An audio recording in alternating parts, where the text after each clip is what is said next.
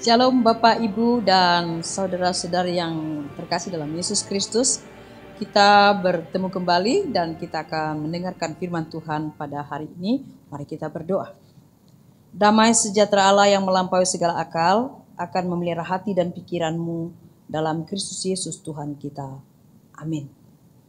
Saudaraku yang dikasihi Yesus Kristus, firman Tuhan pada hari ini tertulis di dalam kitab Yesaya pasal 35 ayat 5. Demikian firman Tuhan. Pada waktu itu mata orang-orang buta akan dicelikkan dan telinga orang-orang tuli akan dibuka. Demikian firman Tuhan.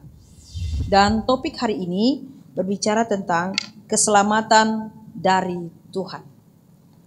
Saudaraku yang terkasih, selalu Nabi Yesaya menyampaikan siraman rohani yang meneguhkan iman bangsa Israel supaya mereka tetap kuat, tetap percaya kepada Allah walaupun mereka di dalam penderitaan, walaupun mereka di dalam kesusahan, walaupun mereka di dalam penghukuman.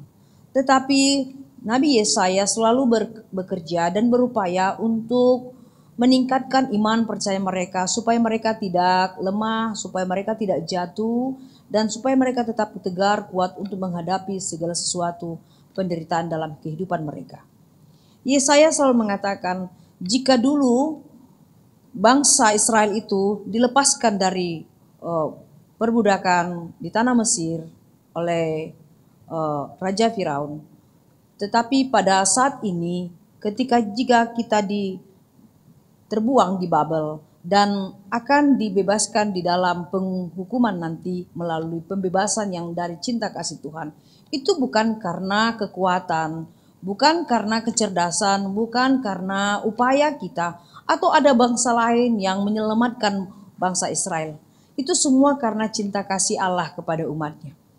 Tuhan mendengar setiap rintihan doa, tangisan, dan keluh kesah, dan semua janji-janji pertobatan yang keluar dari hati, pikiran, dan ucapan setiap bangsa yang menangis, yang menderita, dan Tuhan mendengarkan semua itu. Itu bukan karena kekuatan mereka, itu bukan karena ada bangsa lain yang sengaja untuk menyelamatkan mereka dari pembuangan itu.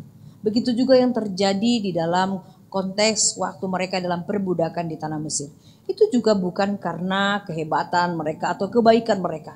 Tapi semua itu adalah Allah yang melakukan dan memilih nabinya untuk menggiring, membawa umatnya dari perbudakan seperti Nabi Musa. Dan begitu juga ketika Yesaya mengutarakan itu semuanya, supaya terbangunlah iman dan karakter percaya mereka di hadapan Tuhan. Dan Nabi Yesaya juga menyampaikan pesan ini kepada semua bangsa Israel, supaya mereka tidak berubah untuk memiliki Tuhan yang satu, yang esa itu. Supaya mereka bisa memahami bahwa Tuhan sangat-sangat mencintai umatnya, sangat-sangat mengasihi umat pilihannya. Allah menjanjikan keselamatan bagi setiap umat percaya kepada Allah. Tuhan menjanjikan keselamatan. Bahkan dikatakan, aku akan memberikan keselamatan bagi bumi tanah yang kuciptakan ini melalui Mesias. Dan itu adalah tulisan Yesaya. Dia menuliskan bahwa Allah menjanjikan keselamatan yang sempurna, keselamatan yang abadi, keselamatan yang dilalui dengan jalan kudus di dalam Mesias. Dan itu tertulis pada saat itu kata Mesias, anak domba Allah. Tapi itu Allah adalah diarahkan kepada kristosentris, yaitu kepada Yesus Kristus sebagai jalan kudus, jalan keselamatan itu. Dan Yesaya juga menuliskan itu kepada semua orang, bahkan sampailah ke zaman kita saat ini. Supaya kita juga mengingat bahwa keselamatan itu dirancang, dibangun, dan dilakukan, diciptakan oleh Allah. Oleh karena kehendak, karena kasihnya kepada kita, setiap manusia yang dia ciptakan. Itu dikatakan jalan kudus, jalan penuh sukacita dan abadi. Nah, di dalam hari ini juga saudaraku, kita juga diingatkan bagaimana dulunya Yesaya menuliskan konteks ini, dan begitu juga di zaman perjanjian baru ketika Yohanes menyuruh seseorang mempertanyakan langsung kepada Yesus ketika Yesus sudah lahir dan hidup bersama-sama umat Tuhan. Dan Yohanes menyuruh orang mempertanyakan apakah Yesus itu juru selamat yang dituliskan oleh Yohanes dalam Nats Perjanjian Lama.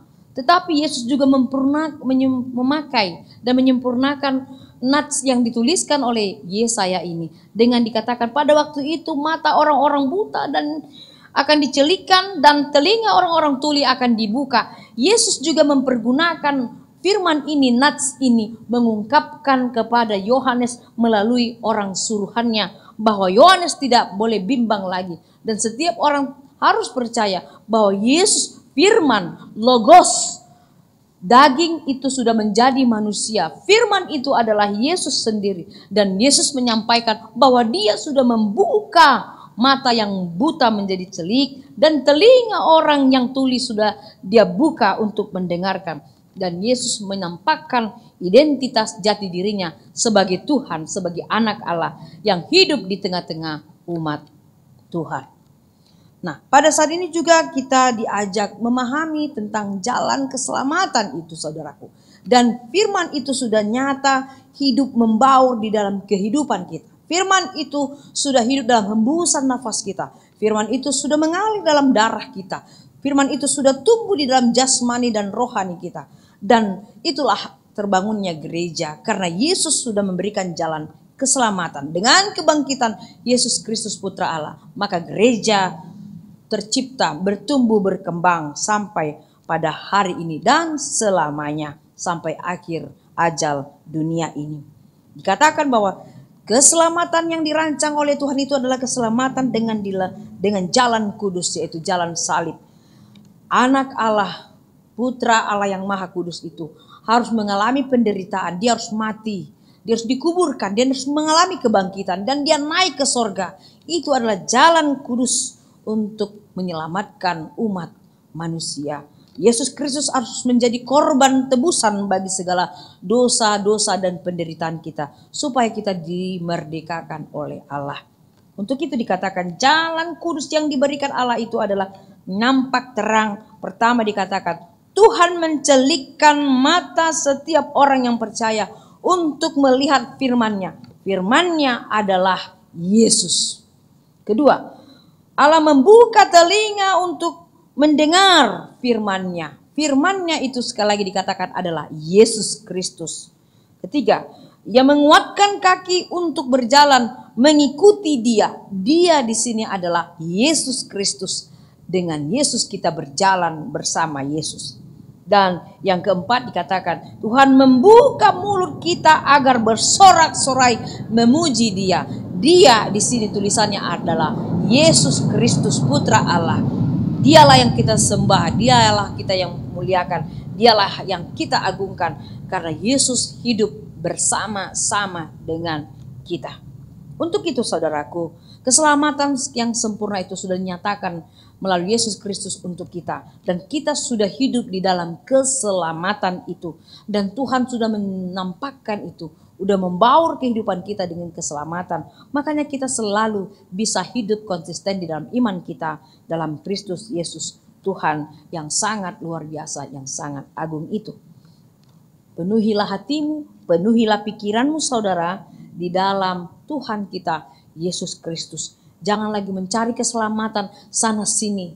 Jangan lagi kita untuk menggali dan menebak-nebak keselamatan itu sana sini. Tetapi keselamatan itu yang sejati itu, yang sempurna itu di dalam nama Yesus Kristus Tuhan kita. Dialah yang mencurahkan berkat, dialah akan menjaga kita, melindungi kita, dan dia akan membawa kita menyongsong kehidupan kita, kehidupan yang kekal di dalam sorga kelak. Tuhan sangat mencintai kita. Itu yang perlu kita catat di dalam sanubari kita. Tuhan sangat mencintai saudara. Tuhan sangat mencintai saya. Tuhan sangat mencintai semua umat yang dia ciptakan. Tuhan sangat mencintai bumi dan semua tata surya yang dia ciptakan. Tuhan sangat mencintai dan cintanya tidak akan berubah. Keselamatannya sekali untuk selamanya. Cintanya sekali untuk selamanya. Dan janganlah kita ragukan bahwa keselamatan itu di dalam Yesus Kristus Tuhan kita. Amin. Mari kita berdoa. Terima kasih Tuhan, anugerah-Mu yang sangat luar biasa yang sudah kami terima. Engkau memberikan keselamatan bagi kami di dalam Yesus Kristus Tuhan kami.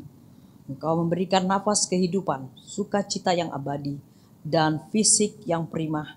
Dan begitu juga kerohanian kami yang semakin bertumbuh berkembang di dalam sanubari dalam kehidupan kami setiap hari. Tuhan Yesus, sertailah kami semuanya, anak-anak-Mu ini Tuhan. Dan jaga kehidupan kami Tuhan. Penuhi kami dengan sukacita yang dari Tuhan saja. Agar apapun yang terjadi dalam hidup kami ini, kami hanya tetap berada di dalam sisi-Mu Tuhan. Karena itu lebih baik Tuhan. Supaya kami semakin kuat, semakin sehat, dan semakin bersukacita melakukan apapun yang kami lakukan, yang kami kehendaki dalam hidup kami. Jauhkan kami rasa takut Tuhan, jauhkan kami dari rasa khawatir yang berkelebihan, supaya kami selalu bersukacita hanya di dalam nama-Mu saja yang sangat agung itu. Apapun yang terjadi dalam dunia ini, yang terjadi dalam bangsa dan negara kami, di dalam tengah-tengah kehidupan masyarakat, bahkan di keluarga kami, kami percaya hanya Tuhan yang menjadi keselamatan kami sekarang dan selamanya. Terima kasih Tuhan, penuhi kami dengan Roh-Mu supaya hati dan pikiran, jiwa raga kami, semangat kami bertumbuh berkembang di dalam Yesus Kristus Tuhan kami. Terima kasih Tuhan. Amin. Anugerah dari Tuhan Yesus, kasih setia dari Allah Bapa, dan persekutuan dari Roh Kudus kiranya memberkati kamu sekalian. Amin. Demikian Bapak, Ibu, dan Saudaraku, ingat selalu tersenyum, tetap jaga prokes kita, Tuhan akan menyelamatkan kita.